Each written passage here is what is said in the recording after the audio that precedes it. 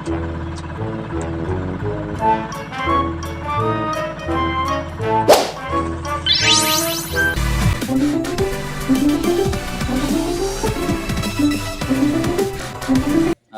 up po mga kababayan? Good morning, good afternoon, magandang hapon, magandang tanghali, buenos dias, buenas noches, buenas tardes mga amigos, amigas. So welcome back po to my YouTube channel.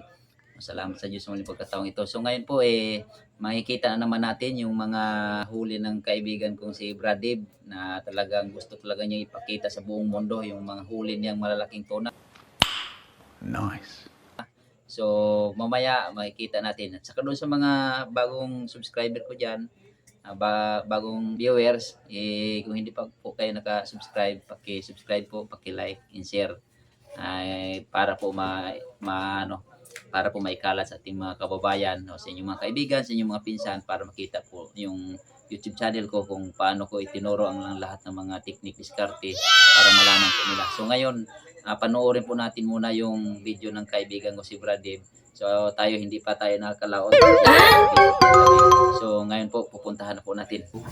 So ito na po mga kababayan. So ito na po, naguhulog na po si Kapitan Almar ng Pangawil. So ayan na, ayun.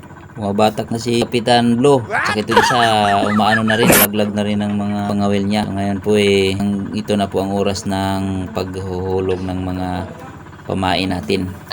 So ayan, so, binabatak na ni Kapitan yung nylon niya.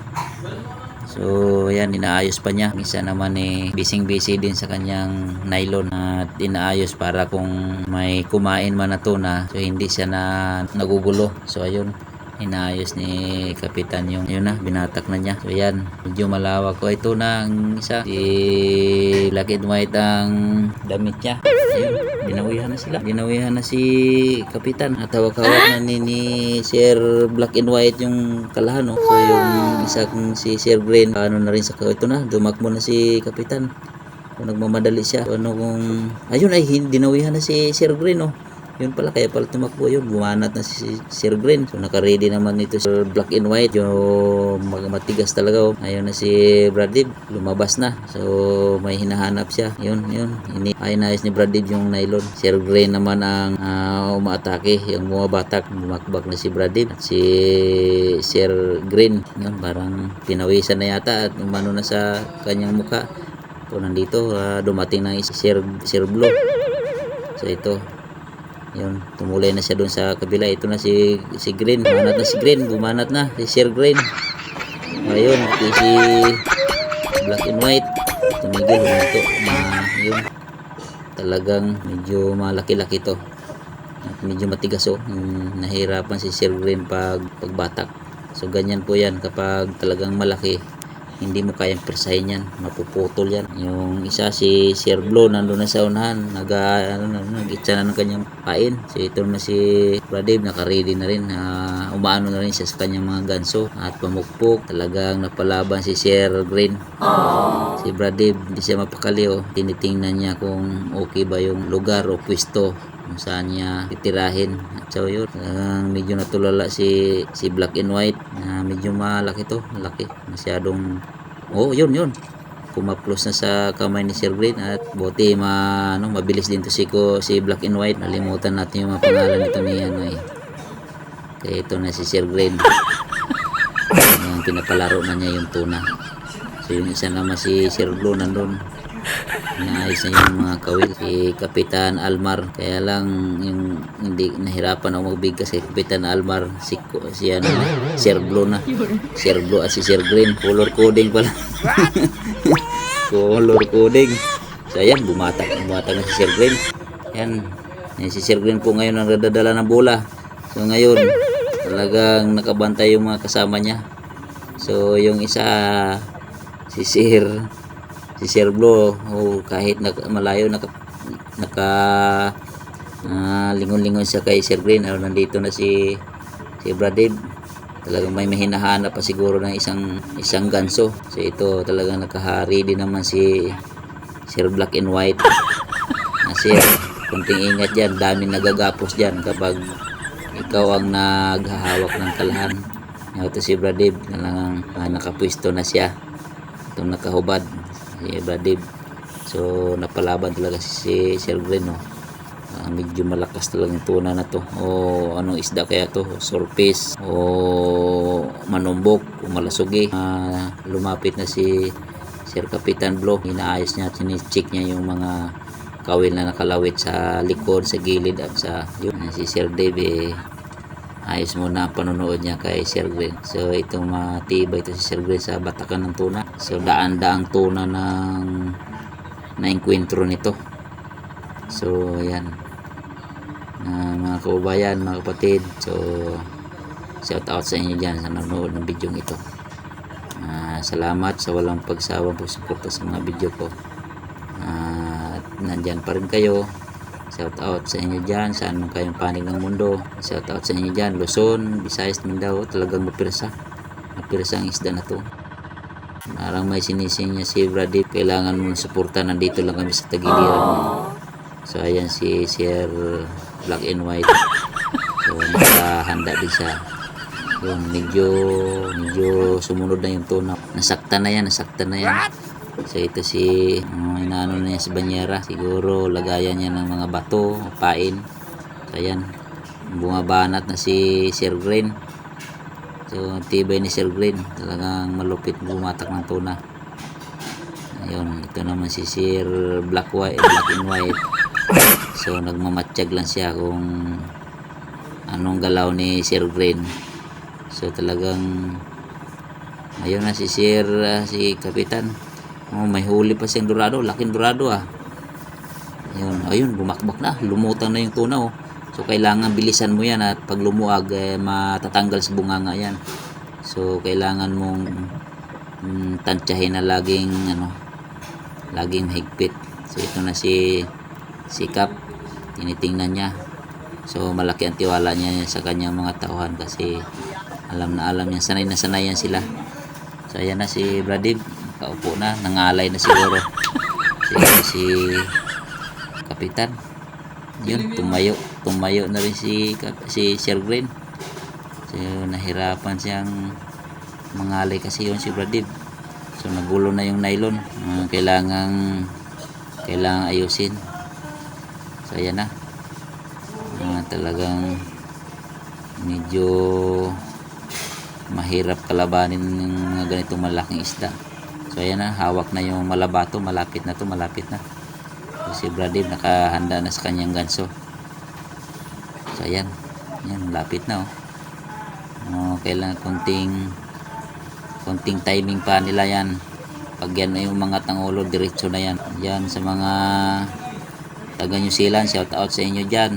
Taga Dubai, shout out sa inyo dyan, mga silent viewer ko sa Dubai, sa Hong Kong. Yun, medyo bumalik yung tuna.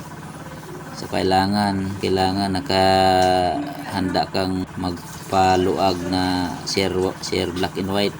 Kailangan nakahanda ka na sa Bisaya ay turos, yung kailangan mong luagan yung nylon, wag mong higpitan, wag mong agarin yung pagtanggal ng nylon kay Sir Green. So ayan, medyo nahirapan si Sir Green. Talagang hindi mo basta-basta mapiersa. Delikado yung nylon. So yung isa na yun, yung isa nag-ikot-ikot na, tingin-tingin pa sa mga ibang mga nylon. Ito parang natutulala si Bradib. Medyo malaki ang isda nito. Kaya shout out pala kay Brad Eddie Adarlo ng Paki Laguna. Shout out sa inyo dyan, taga Paki Laguna. So ayan, talagang medyo malakas mo yan. Kailangan luagan mo siya, parang hindi na makapakali si Sir Black and White. Ang inaayos niya, baka si Sir Kapitan, yun medyo nag-aano din si Sir Kapitan. Ayan si Bradib, so umiikot na si Bradib, tinitingnan niya kung tinatansya na kung paano niya tirahin ng paglutang ng isda na yan. So hindi biro po ang manghuli ng mga ganyang isda. So kailangan ang plano dyan, ang diskarte na baka masilo ka, baka mahabiran ka ng nylon. marami nang nadala sa ilalim yan, marami nang namatay. Kaya yun ang dinadandahan ng batak ni Sir Green. Kaya tayo nang tumaas yung tuna. So sa unang rangkada po niyan, talagang napakalakas niyan. Pangalawa, pangatlo. Pero kung medyo mahina na siya, hindi na siya masyado makarangkada, ayun, medyo nagpadala na siya. Talagang hindi basta-basta yung mga malalaking isda pag kumain. Yan na. Talagang ginamitan na niya ng puwersa. Ginamitan na niya ng lakas.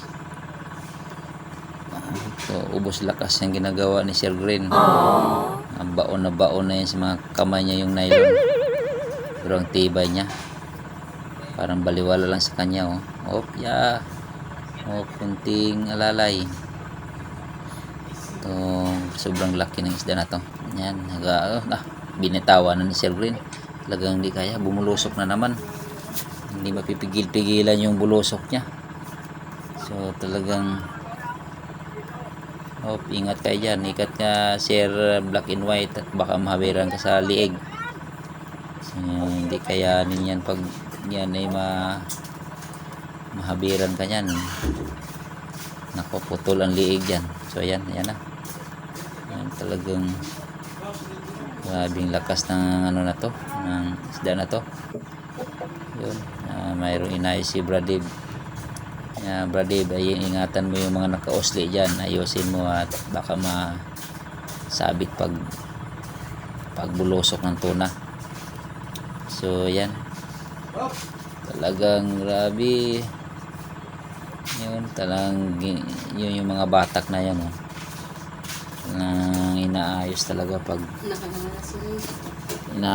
pag batak.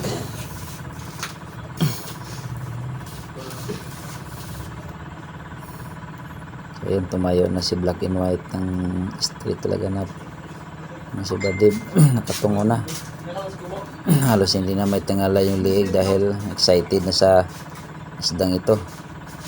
Yun, si Sir Green naman talagang seryoso dyan. Wala, iniisip niya na paano niya madala to sa taas, kasi yan pag malagot o matanggal, dollar yan, may kamahalan yan.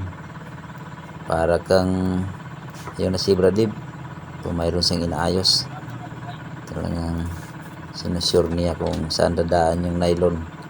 Pati parang alangan pang umawag si Black and White.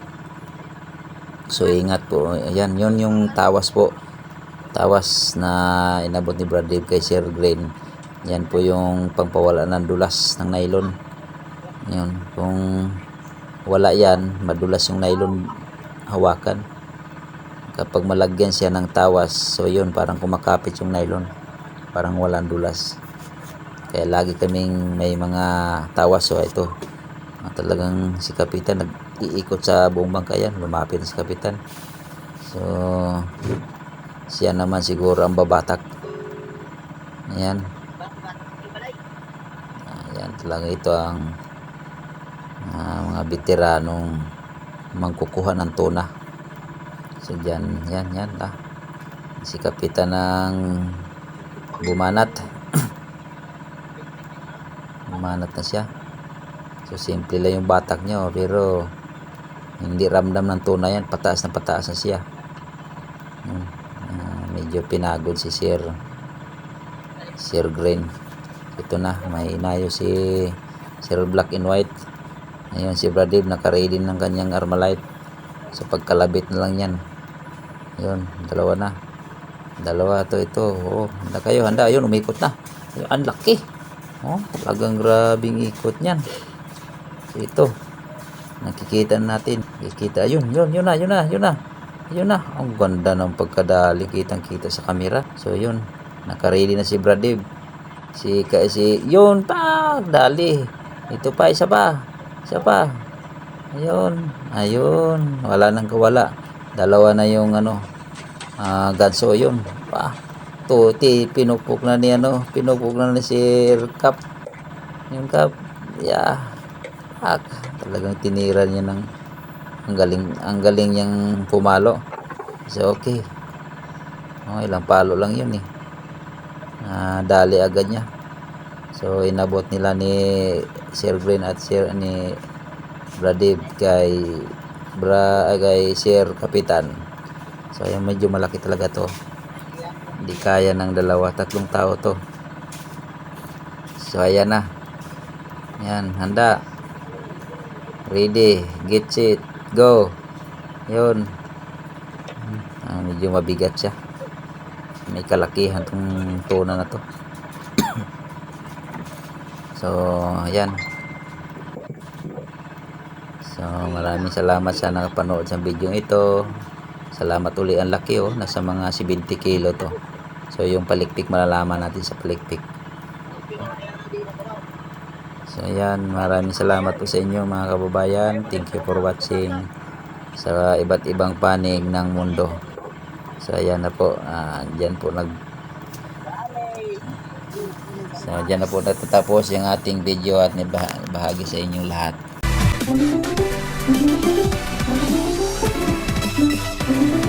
Thank you.